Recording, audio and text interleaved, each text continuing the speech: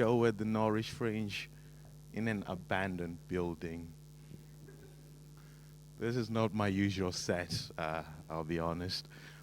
I'm a stand-up comedian based in Norwich. I haven't performed comedy in probably more than 6 months now, and to be perfectly honest, I haven't even properly talked to people in 6 months. I needed this. I didn't even prepare here. I just wanted to talk to people, man, even though you're like at home right now. I'm turning 30 soon, which is so sad. You think life sucks now, you mid-20-something people? You think life sucks now, huh? You teenagers. You think life sucks now? Wait till you start getting closer to 30. Do you know, in the last 6 months of lockdown, only 2 people have checked up on me consistently. My mother and my drug dealer. Like, I wake up in the middle of the night like, Nelson, we haven't heard from you in ages. Mom, is that you? Jamal, is that you? Who is it? It's just, those are the only people that care for me, man. Society doesn't care about a single man, especially one that's getting old. Getting in my 30s, it's I wouldn't say it's depressing. I hate the word depressing. Depression. Do you know, here's the thing. Like, I was walking down the road the other day, just walking, minding my business, and I saw a sign that said depression. If you rearrange the words, it says, I pressed on. And I thought, that's very motivational. That is very good. But then I started thinking, how many attempts did this guy go through before he got to I pressed on? Because I started rearranging the word depression in my head. I got speed nose. I got drone spies. I got redone piss, which is like peeing, then drinking it again, and then peeing, which is very depressing, quite honestly, but I was just thinking, how many attempts? Now, every time I walk past that sign, I try to rearrange those words, because I know before he came up with that motivational, I pressed on, you probably go to redone peace first. Like, no, not a good motivational poster. Drone spice, no. Speed nose, no. I pressed on. All right. Depression. Rearrange the letters. See, I'm a stand-up comedian. I've been doing comedy for a fair amount of years. I get this one criticism from promoters, right? They hate my lack of structure. I refuse to change that because I think comedy should be conversational, okay? I don't like it when it's like too pre-rehearsed, like set up, punchline, blah, blah, blah. Nah. I'm not here for perfection, man. I'm in connection. So usually at this point in my show, I'd ask the audience to throw in a few topics and we make comedy in the moment. But since you're at home, I'm going to ask the operator to see if there's anyone in the chat ready to suggest a topic. Just to give the people something they're not expecting. No one, even in this bando, cameraman, give me a topic. No one. You got to impress people. If they find out this is pre-rehearsed, it takes the magic away. Okay, you don't want me to come up with my own topics now. Shamima Begum. Oh, jeez. I didn't want to start on her, but now we have. Make some noise if you think Shamima Begum should be let back into the country. Not many people made noise, but I'm sure at home you're like, yeah, let her back in. Make some noise if you don't think Shamima Begum should be let back. That is awkward. Do Do you know the crazy thing about this Shamima Begum thing? And I'm going to look into the camera because I want to talk to the people at home with this one. Do you know the crazy thing? Shamima Begum, she's just like some teenage girl that's growing up. She's not some terrorism mastermind. She's not some James Bond character. I feel like Shamima Begum should be let back into the country, but only on one condition. She cannot buy bags. From now on, it's nothing but clear bags for you, Shamima. We need to see what's inside the bag. The joke being that she's a suspected suicide bomber. They tend to buy bags a lot so that they can fit in the explosive. Anyway, I don't have to explain this joke for you, but you know, the thing about Shamima Begum is I'd be comfortable sitting next to her on a bus. Not sure about a plane though. Just all right, okay. I'm sorry. It's just it depends. You know, since you're so open-minded at home, write in the chat the mode of transport that you'd be happy to sit next to Shamima Begum. Because I stop at bus, right? I'm not even comfortable on the tube because that is way too close. I'm claustrophobic, man. You gotta see what's in the bag first. But yeah, on a plane, I'd be like, nah. I'm sorry, Shamima. I'm open-minded, but I also want to get to my destination. It's just. Do you know the crazy thing about all these people that go to these ISIS-infested countries and come back? Like the one side of the argument that no one ever talks about is the fact that there are kids involved. Think about it. Kids, children, growing up, becoming members of society, coming back to the country. Because people never consider things from the kids' point of view, huh? Think about it. Like it's 10 years' time. You know, these people are back. They've been led back into the country. The kid has grown up. He's going to school. It's parents' evening. All the other kids in the school are acting cocky and showing off. Billy, what does your daddy do? My dad is a bus driver. Shannon, what does your daddy do? My dad is a plumber. John, what does your daddy do? My dad is a teacher. Ahmed, what does your daddy do? And then Ahmed starts getting nervous. My dad couldn't make it tonight, but he did send a video. Death to the West! Death to the ISIS! Death to America! The ISIS kid would play his dad's videos in class. Anyway, because on parents' evening, you gotta show what your parents do. But because his dad works for ISIS, yeah, okay. Jeez. I have to explain these jokes, man. It's been ages. 6 months. 6 months, I haven't done nothing more, man. This is crazy. It's a crazy time in the world now. But do you know one thing that I know about the coronavirus? If it had come from another culture, if another culture had eaten that bat, people would be like looking at it differently, you know.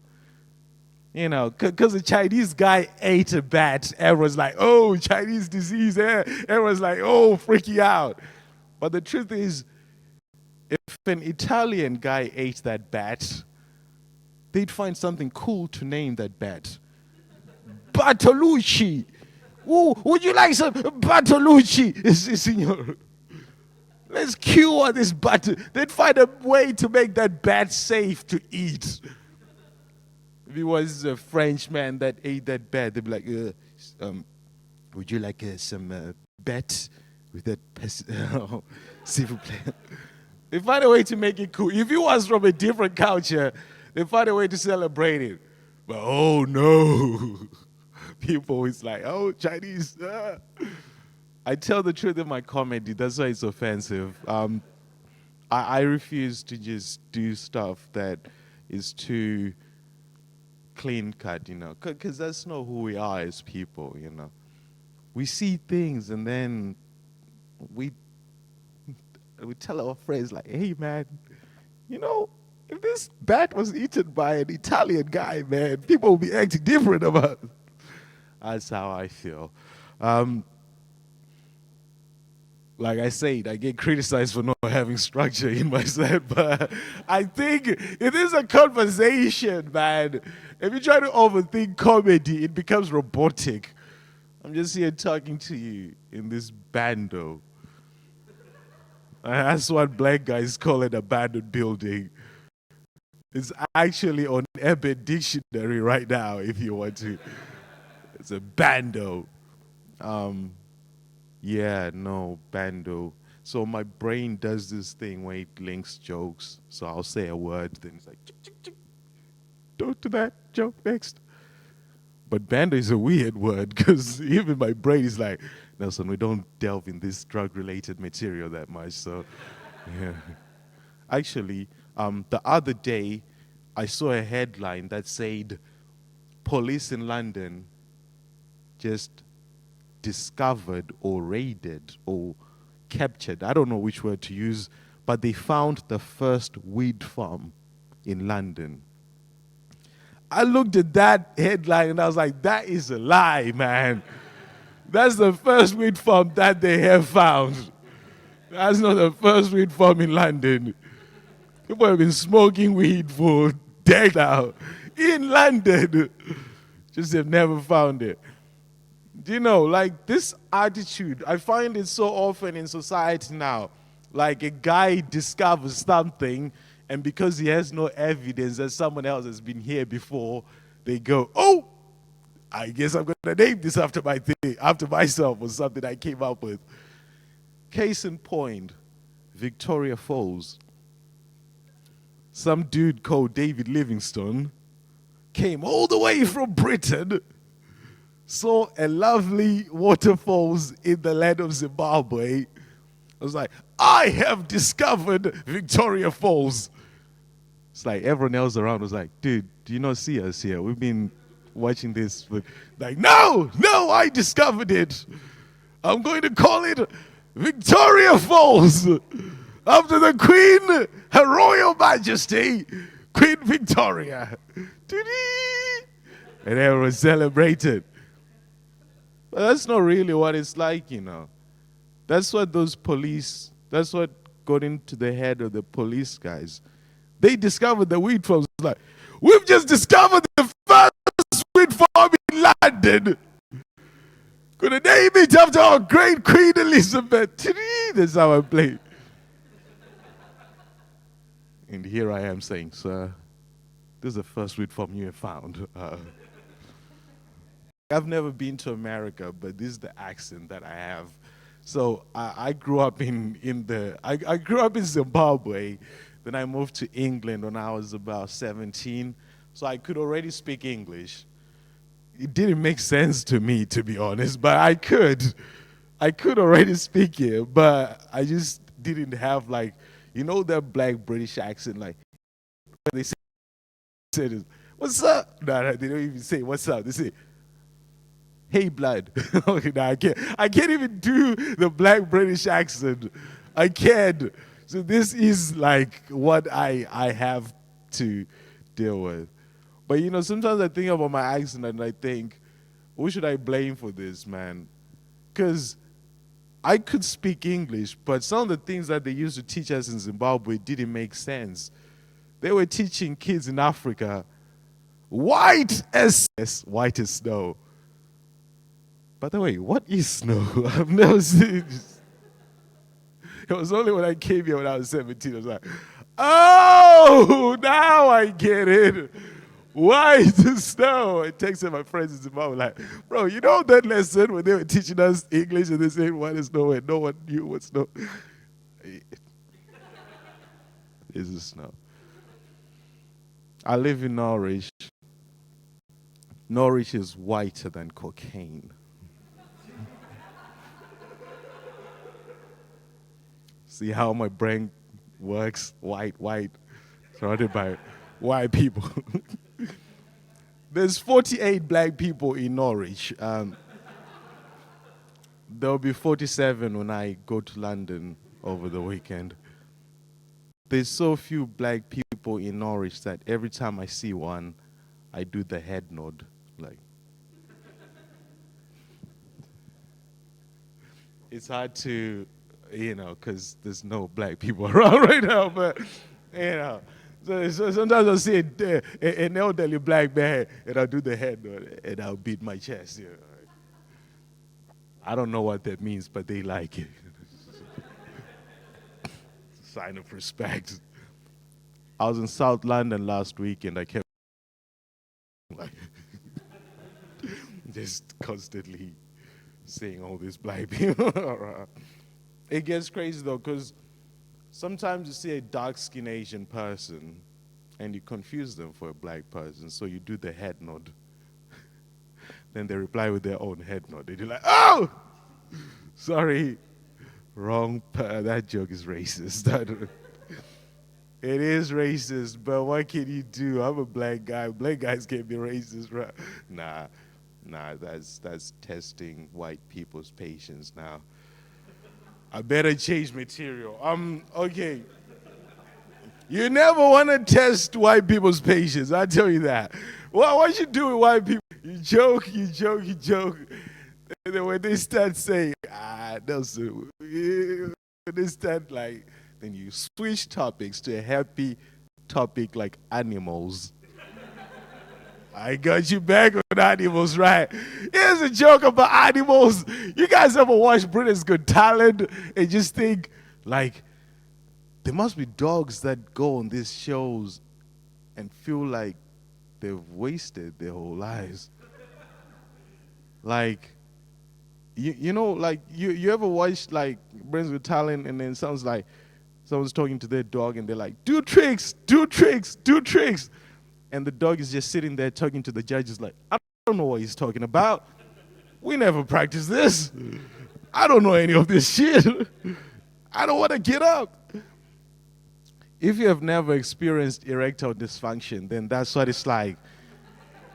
It's like you've taken a dog to Britain's Got Talent, and now your dog is refusing to do tricks. And now your penis is just sitting there talking to the girl like, I don't know what he's talking about. We never practiced this. I don't know any of this shit. I don't want to get up. Sometimes I try to put it in regardless. What? I'm the only man in here. There was a lady laughing in the back. I know, guys try. Because sometimes you still have to believe in yourself. You're like, you know what?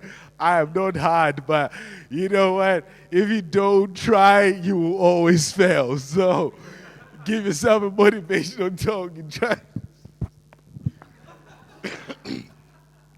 Then you end up feeling like North Korea because your missiles aren't reaching where you want them to reach. That's the only political joke you're going to get from me. I do not give a fuck whatsoever. I don't want to change anyone's opinion. I just want to tell jokes. So no one in the audience is ready to suggest anything now. Jeez, you don't want me. Elon Musk. Elon bloody. Oh, I love this because he is right. These are topics that I never think about, man. But I love it because now we get to witness a joke in the making. Elon Musk cars are so ugly, man. That's a bad-looking car right there. Have you seen the car that he's trying to promote? It's like it's made out of cardboard. As kids in Africa, actually, Elon Musk is from South Africa, so that makes sense because it looks like a car designed by a kid from Africa that's just putting together boxes that you picked up in the pile of clothes that you sent him. And he's like, well, you know what? What am I going to do with this box that you sent me? Let me make a fucking car, right? And then he makes a car, and then Elon, who lives in South Africa, by the way, at this point, he would just walk past the road and be like, oh, that's a nice car you're driving there, little black kid. And then he takes his white friends like, I've just come up with an idea for a revolutionary car. And The black man's ideas are always getting stolen, guys. Just Elon Musk trying to mask the black man's ideas. Should find out who really is responsible for that patent. It's a kid in Africa that designed that disgusting. Okay, guys. Elon Musk, Elon Musk stole Johnny Depp's girlfriend, man, and I don't know how I feel about that, because I mean Johnny Depp is Captain Jack Sparrow, right? He's like a cool guy. Elon Musk he's just some nerd. That's not how society is meant to go, man. Okay? I hate it. It should be the other way around. Johnny Depp should have stolen Elon Musk's girlfriend, not the other way around. I read that story in the newspaper. Like, this doesn't make sense. It should be the other way around, but you can't have it all in this life, man. Are people laughing in the chat, sir? Or are they asking me? No, I'm just joking. Elon Musk. Technology is crazy. I believe that the Bible was the first smartphone. At one point, it was even a tablet. It's like, Thank you. Thank you. That is why you paid. Okay. The thing is, with comedy, I like to do, I like to do it very conversational. I don't like to focus too much on structure, because this is talking to people, man, making friends. That's the thing. So if you run into me in the street, this is what I'm like. I'm the same off stage as I am on stage. Like today, literally today, I was walking home, getting ready for a show, and I saw, do you ever see these shops that sell two things that are so unrelated, it doesn't make sense? I saw a kebab shop and a tanning booth in one shop. I was like, this doesn't make sense. What, do you boil the kebab? Do you roast the kebab first, then switch it, then put a person in, like, go home with, I don't know. Tanning is weird, man. That's one of the things I never get to do as a black man. Getting darker. Like, I'm already, like, you think I'm dark, but there's actually people that are darker than me. Not the royal baby, though, because that is very light. But even that was not enough for the royals. They're like, hey, is this baby going to be dark? First of all, man, like, that baby Archie is 1/4 black, which is a beautiful thing, because I'm all for, like, everyone getting together, but they were concerned about how someone who is 1/4 black, how dark they were going to come out as. And I thought, this gotta be the most racist people on fucking earth, man. Because think about it, man. Like, if you had to line up the black people in the world based on darkness, if you had to start over here, actually, where I'm standing right now, right here, Archie would be at the very start there at the camera. Meghan Markle would be somewhere here. I'd be in the back all the way in the car park next to Lupita Nyong'o and Akon. It's like there's so many degrees of blackness, man. They found that kid to be too black. Jesus. Wait till they find a real black. Okay. So someone in the chat probably says that's offensive. So again, I am so surprised at how well this is going. Man, I was just stressing up. I haven't done, like, I even wrote 30 things to talk about in case. I don't even have to talk about my material. Let's see some of the things that I was going to impress you with. Okay. The other day, I saw a documentary about conjoined twins. But this was different, though, because these twins were conjoined at the head. Do you know how impressive that is? Do you know how much incest you have to practice to get a baby that is that messed up? The level of incest in this place must be so spectacular. Even the Norwich people will be clapping their webbed hands like, hey, hey, hey, hey. They joined at the head. Bro, you're not. This was messed up. Like, I watched this thing, right? And I was like, these guys are joined at the head. That is fucked up. No. So sometimes we try to mask things. I cannot sugarcoat this. This is fucked up. Just think about where you are at home. Find a random person. Just stick their hand next to you and try to spend 2 hours like that. No, that's someone's whole human existence, man. That is crazy. The level of incest, just... Do you know, like, I don't think conjoined twins should be separated, though. That's what I kept thinking about when I watched that whole documentary. Because I was thinking, like, as humans, we always think that we have the answer to some of nature's problems.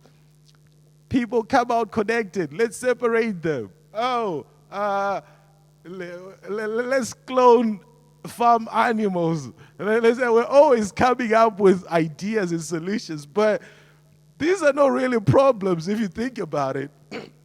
Nature wanted them to be conjoined. If you're conjoined at the head, that's it. You're going to spend the rest of your existence with that other twin person. Nah, because I feel like that's what God intended if it's at that point, man. The only time I would ever, if I had a conjoined twin, the only time I'd ever ask them to separate us was if we were connected at the penis, because that is hard. I'd be crying to the doctor like, doctor, please, cut me off. Then my twin would be in the waiting room going, hey,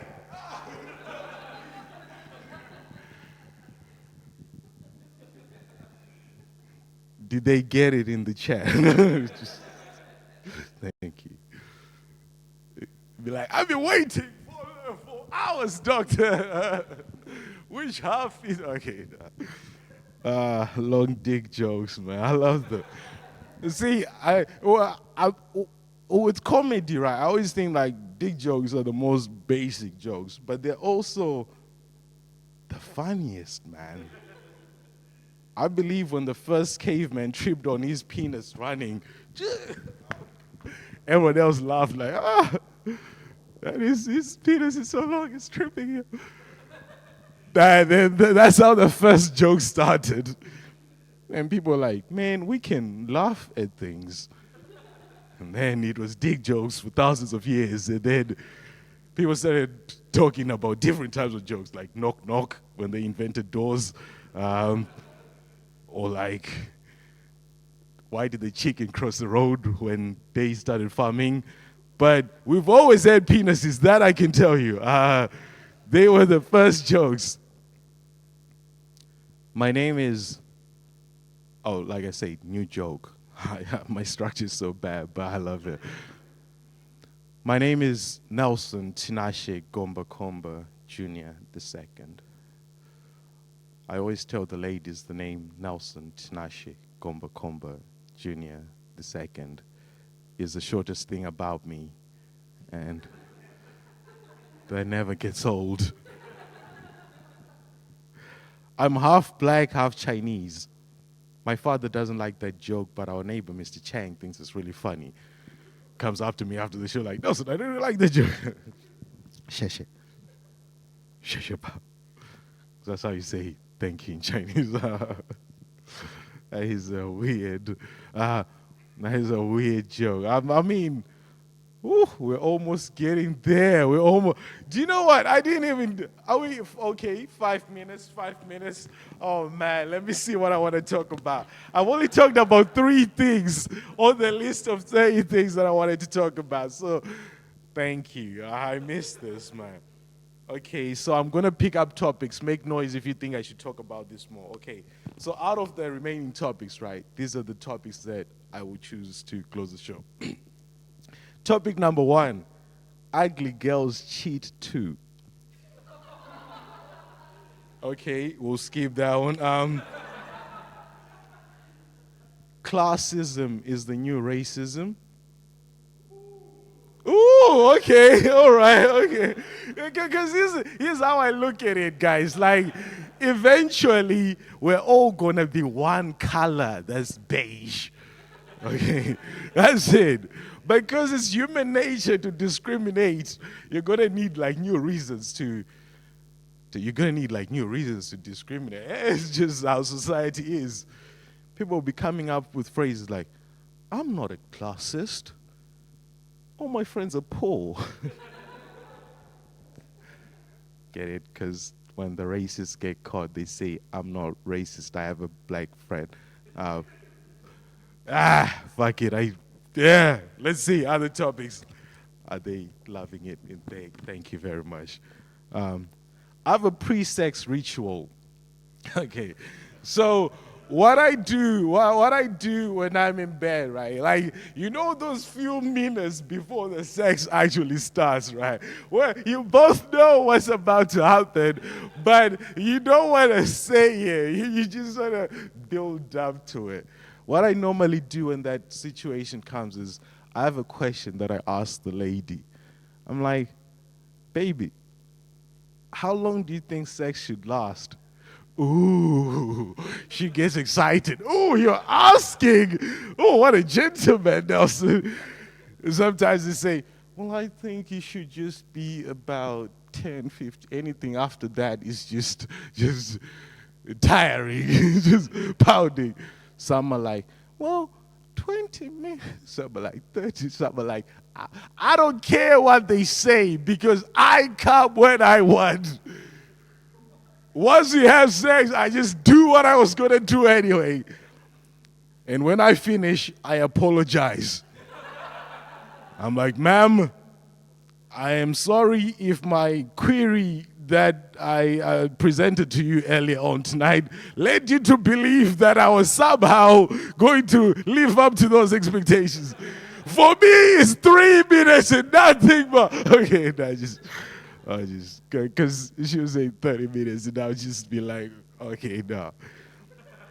Like, "Baby, do you know about marketing?" Because that's what I was doing earlier on. It's a marketing strategy.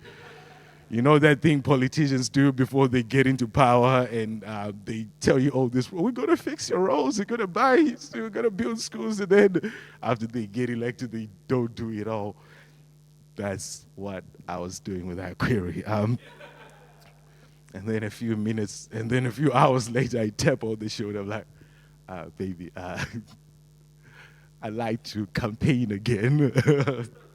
Time for a re-erection now. As a stupid joke. Okay, what should I finish on tonight? It's been a beautiful set. Thank you so much. First of all, like, even though like it's all jokes and stuff, thank you to everyone who organized this. Norwich Fringe, this is so cool, man. I hadn't done stand-up comedy in so long. I was stressing, like, am I gonna be funny? Am I gonna be... But thanks to these three guys, thank you. I got 1 minute left. Do I have a one-liner? Fuck, one-liner. One-liner. Do I have a 40-second minute joke? Those are the hardest ones. You think the longer jokes are actually easy. But, ladies and gentlemen, my name is... Okay, if you Google black comedian from Norwich, I'm the 7th result. That's 4 spots under Ramesh Ranganathan, who's not even from Norwich. Also not even black, but okay. Ladies and gentlemen, my name is Nelson Gombakomba, and I gotta pee. Peace. Thank you.